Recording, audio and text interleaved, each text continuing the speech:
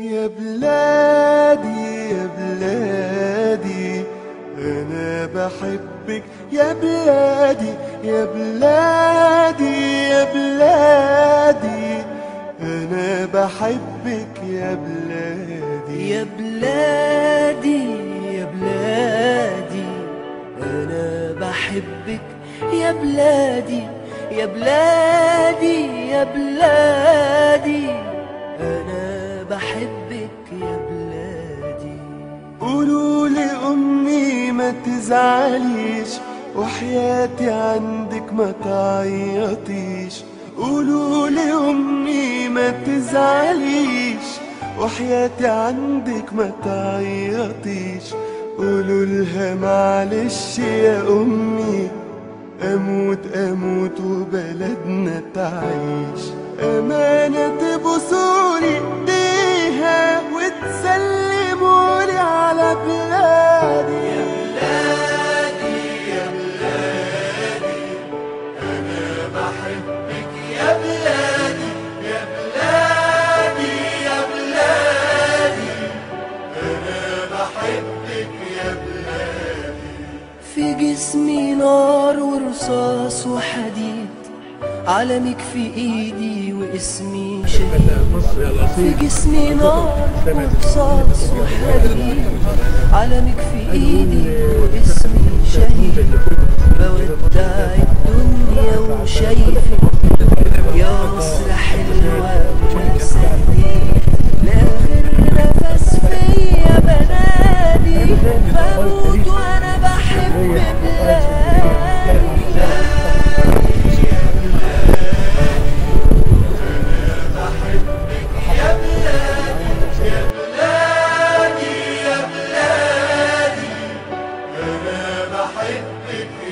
نعمل ايه؟ احنا قررنا ان احنا نمشي وهنخش الميدان غصب بعافيه، لان احنا ماشيين في هدف ولازم نكمله. دخلنا الميدان تاني، بس طبعا حصلت احتكاكات كتير. انا حصل يعني كان معانا واحد اصيب في رجله طلق حي، فاللي حصل ان احنا كنا بنسعفه يعني بنشيله، واحنا داخلين مع دخولنا الميدان هم بيرجعوا بالمدرعات لورا تمام وبيضربوا. فالمهم ان احنا مع دخولنا الميدان اصيب مننا واحد فبنسعفه. يمكن احنا 3 اصبنا في اقل من 3 دقايق او 3 أو 4 دقايق بالكتير. بنسعفه. طبعا صاحبي التاني ده ضرب في جنبه، اخذ تقريبا ضربات في جنبه. انا بشوف ايه اللي حصل وانا خدتها في عيني. طبعا نقلونا على المستشفى الصيدليه المدنيه في التحرير. الاهم ان هم ما كانش ينفع ان احنا نطلع الشظايا بتاعت الضغط في نفس اليوم ولا بعدها، لازم العين تهدى خالص. المهم خدنا بعضنا وعالجت نفسي هناك. للاسف انا المفروض كنت اقعد بعد العمليه، ويمكن ده اللي خلى العمليه بتاعتي تفشل. المفروض اقعد تحت رعايه اسبوع، بس ما ينفعش. عارف ليه؟ عشان الشرطه العسكريه كانت اخذت 7 افراد من المستشفى وهم بيتعالجوا، اخذوهم مشوا. انا اللي انقذني من الموضوع ده دكتور ولا اعرفه ولا يعرفه. انا بكلمك بصراحه، دكتور ولا يعرفه ولا يعرفه. قال لي قوم امشي. قلت له قوم امشي ليه؟ قال لي هتمشي هتتاخد. قال لي في غيرك انا المفروض اقعد. طبعا انا ما هو معلش، ما انا ما اتاخدش على شرطه عسكريه. المهم اخدت بعض. انا قلت له انا ما معيش فلوس. قلت له انا جيت ما لقيتش معايا اي حاجه خالص. وصلت المستشفى طبعا خالص ابيض. مستشفى ايه؟ مستشفى النيل. خدت بعضي وقلت وصلني حرام. انا نفسي اشكره، يعني هو اكيد عارفه اكيد زماني، نفسي اشكره جدا. انقذتني من ايد شويه رعاع شويه خوف. المهم جيت وصلت للمستشفى، قلت انا لازم هوصل على بلدي. جيت لقيت الحمد لله اللي انا لقيت حجز كان حجز قليل الحمد لله. ده اللي حصل في المشوار. ما فيش انا عملت عمليه بعد كده في المستشفى العسكري. برغم ان انا داخل ما يعرفوش ان انا مصاب ثوره، لان طبعا اي حد بيدخل مستشفى عسكري مصاب ثوره بيتاخد. ده حاجه يعني، واتاخدوا كتير.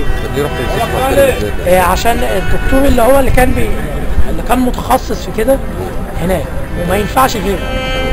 ويا ريتها نفعت عليه، ما هو الظاهر المجلس العسكري ما بيعالجش حد، حتى الدكاتره يعني كله بايظ، كله خربان. المجلس العسكري ما بيفرقش يعني.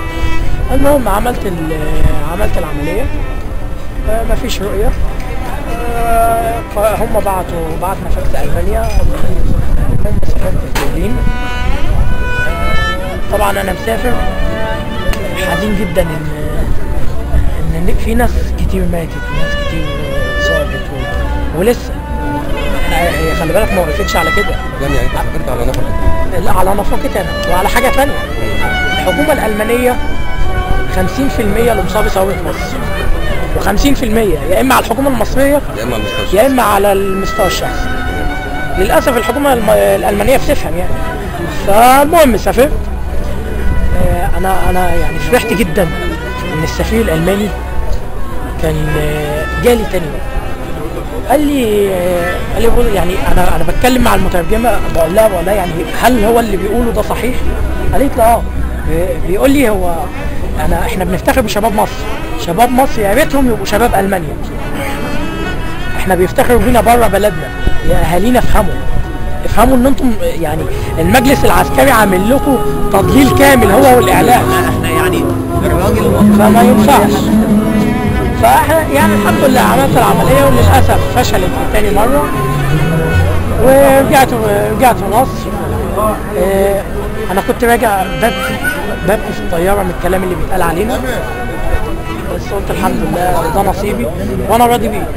ولو العين التانية هتروح كمان مقابل ان انا اشوف حاجه اسمها حريه، مقابل ان انا اشوف حاجه اسمها كرامه المواطن المصري، دي عندي بالدنيا. اسلام شايف الدنيا في الفتره المقبله عامله ازاي؟ الثوره هتستمر وهتشيل كل انسان ظالم، ولو هنموت كلنا عشان الاجيال اللي بعدنا تقول ده اجدادنا قدموا حاجه لمصر، احنا مستعدين. ايه رايك في المجلس الاستشاري يا اسلام؟ ايه هو الدور الحقيقي اللي بيلعبه المجلس؟ هو في حاجه اسمها مجلس استشاري؟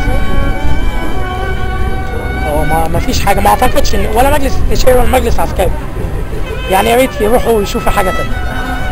ايه رايك في سوق المحكمات اللي حصل النهارده؟ ايه اللي حصل النهارده؟ لا ما هو يعني بص، انا هقول لك على حاجه. هم عمالين يقول لك ايه محاكمات ويأجل لك فيها واللي انا متوقعه يعني ان 25 الجايه هتحصل مفاجاه كبيره. ان ممكن انا بقول لك توقعي، وصدقني ممكن يحصل. المجلس العسكري يسلم سلطته، حسني مبارك يهرب هو والشله بتاعته، ويقول لك الثوار هم اللي كانوا عايزين المجلس العسكري يسلم السلطه، تقوم الشعب قالب على الثوار وتحصل فتنه. ده من الاخر. عمر المجلس العسكري بيتوقع؟ لا، المجلس العسكري مش هيكمل، لان الثوار الاهالي اهم من الثوار. لازم تكون الثوار في مصر يعتبروا 10% الثوار الحقيقيين، الباقي مش عارف في متضامن 10% من الشعب المصري. والباقي يعني للاسف الاعلام هو اللي عامل فينا كده. الاعلام هو اللي عامل فيكم ايه؟ عامل فينا ايه؟ الاعلام لما يقول عليك ان انت بلطجي. احنا مش بلطجيه. انا واحد مهندس شبكات، واحد بكالوريوس حاسب آلي. بلطجي ازاي؟ احمد حماده دكتور ازاي؟ الناس دي كلها بعض القنوات يعني بعض القنوات الحكوميه، بعض القنوات. بص، بعض القنوات اللي بتخاف من الحكومه المصريه ومن المجلس العسكري. انا بوجهها لك بصراحه. تمام. المجلس العسكري كسر شفتهم بمعنى اصح. ما اظن انت شفتوا ادمن حسين يا ريس اتعين في التلفزيون المصري. يعني اكتر من كده ايه؟ الله يسلمك.